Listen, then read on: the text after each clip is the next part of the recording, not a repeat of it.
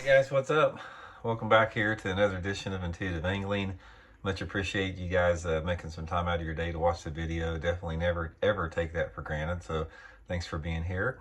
And today I'm going to be griping about Livescope again. You guys, I do not like talking about it, but I made you guys a promise that anytime something new came up, I'm going to start bringing it to everybody's attention and not let it slide. And today's topic, I'm going to go over some very disturbing comments I heard from some of the Bass Pro Tour guys last week on the MLF website, and then also talk about how forward-facing sonar is about ready to run shallow water fishing. It's already run deep water fishing. It's about to run shallow water fishing. So anyway, real quick, we get started on that. Just want to remind you guys a couple of different housekeeping tips. Anybody interested in booking an on-the-water lesson with me, we're booking jerkbait lessons right now. Just shoot me a private message at my Facebook page, Randy Blockett Professional Angler. And also, just getting close to a final reminder of our Baitworks Intuitive Angling holiday gift box here. This is a box we put together that I've hand selected all the baits out of here at the Baitworks tackle store. It's high quality hogging gear in here. You guys can look through some of the comments of the people that have received their box. Everybody seems to really love it. Also, I've got a video in here explaining how to fish everything. So I'll put the Baitworks Intuitive Angling link in the description. You guys can order it there. They're down to like 20 of them left. We had 500 a couple weeks ago. We're just about out of the ones we ordered. So much appreciated. Okay, guys, here's what's going on. This is why we're talking about this. Another major tournament last week was won, Lake Hartwell, with Livescope. Same deals, like if it wasn't for my Livescope, I wouldn't win this tournament. Every fish I caught was Livescope, blah, blah, blah. And on top of that, I just saw today, and this is really what I want to talk about. I just saw today on the MLF website, they had an interview with a lot of the guys on the Bass Pro Tour, the well-known Livescopers, talking about Livescope. I want to talk about that a little bit. First of all, one of the things I want to say is that anybody out there that likes to Livescope, including the pros that were in this article, I'm not saying anything bad about them. I'm not saying that they're bad people at all. You got guys like Jacob Wheeler that are expert Livescopers. He's a hammer, and he would be a hammer without Livescope. I understand why a lot of the pros do it, because they have to. They've been put in a position where they have to use Livescope to compete. Now, given that, I'll use an example what Kevin Van Dam said in the article. He was saying that, you know, every pro out there has at least 4 graphs on their boat now, and most of the guys have 5, and that you can't compete without it. You simply cannot compete without Livescope, which I would agree with. Spencer Sheffield made a comment, who is a hammer. I got a ton of respect for Spencer and his dad, Ron. And like I said, Spencer and Ron both are hammers without Livescope, but he was making a comment that one of his favorite techniques is he just goes out there and puts the trolling motor on high and just livescopes out in open water until he finds some fish.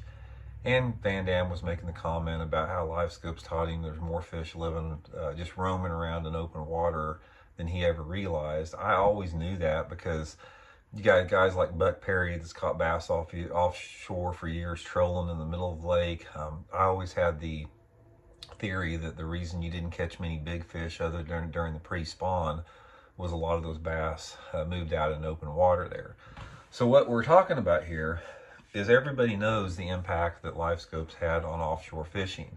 It's in the process of running it's in the process of running offshore fishing. What is next is shallow water. This is what's going to happen, guys, in my opinion, from what I can see it down the road. There's no brakes on technology whatsoever. It's just balls to the wall, whatever, anything goes.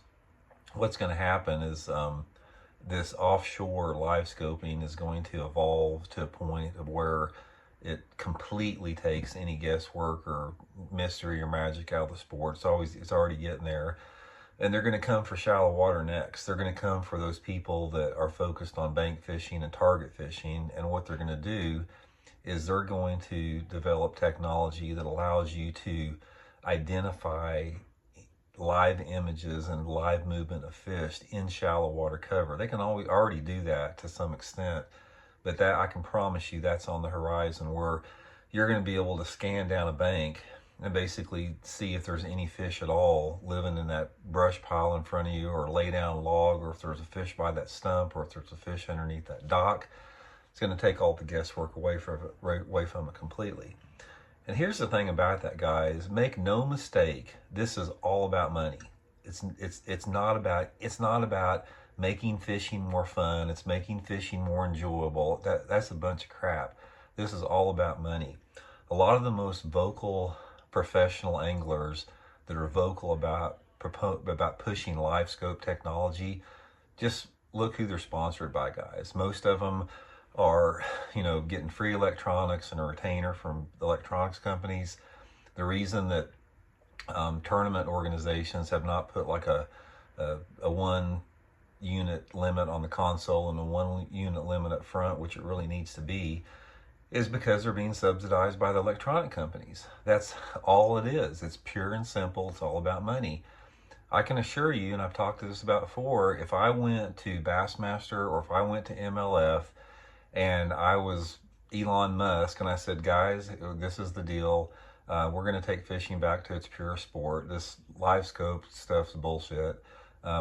These guys are going to be allowed to have one 2D sonar unit on their console, one 2D sonar unit on the front, and we're going to go back to compasses. And I'm going to pay you guys $30 million a year, to have this format. Guys, Livescope would disappear. You wouldn't see it anywhere. It wouldn't. They would get rid of it in a second, and then you would have pros that were on the other side of the fence that would be on my side now, talking about Livescope's ruining the mystery and the magic of the sport. So don't let that fool you. This is all about money on here. So anyway, I just wanted to bring this to my attention again. If you guys get a chance, read that article. It was disturbing, because what happens in that article is you have bass pros and some of the public. They're beginning to normalize Livescope and forward-facing technology. They're normalizing this exploding technology as it's just a fact of life in fishing. And it's only a fact of life in fishing because the tournament organizations allow it. If they were not allowing it because of the money aspect of it, we would not have it. That's why you have Alabama rigs banned in a lot of tournaments. That's why you have equipment limitations to certain extents. There's no money in certain things that should be banned, but the things that are bringing in money to the companies, it's just a free-for-all on it. So anyway, just another anti-Livescope rant here, guys. Like I said, you guys can goof on me if you want. It doesn't make any difference to me because I know that there's an army of bass anglers that share my viewpoint out there. I talk to them every day. I see it on the comments. Make no mistake about it, the forward-facing, pro balls-to-the-wall technology is a vocal minority. It's not the majority. The majority of bass fishermen are tired of that. They're tired of keeping up with it. They're tired of having to think about it and having to spend money on it and having to, take away the fact that, they don't feel they can compete just going down the bank throwing a spinnerbait anymore like real bass fishing is.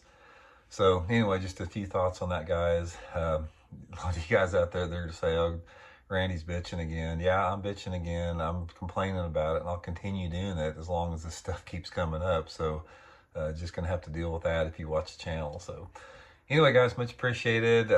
Thanks again for tuning in. All you Livescopers that can't stand me and goof on me, appreciate tuning in. All you guys that are on my side and got my back with this, much appreciated. And we'll talk to you guys later on. See ya.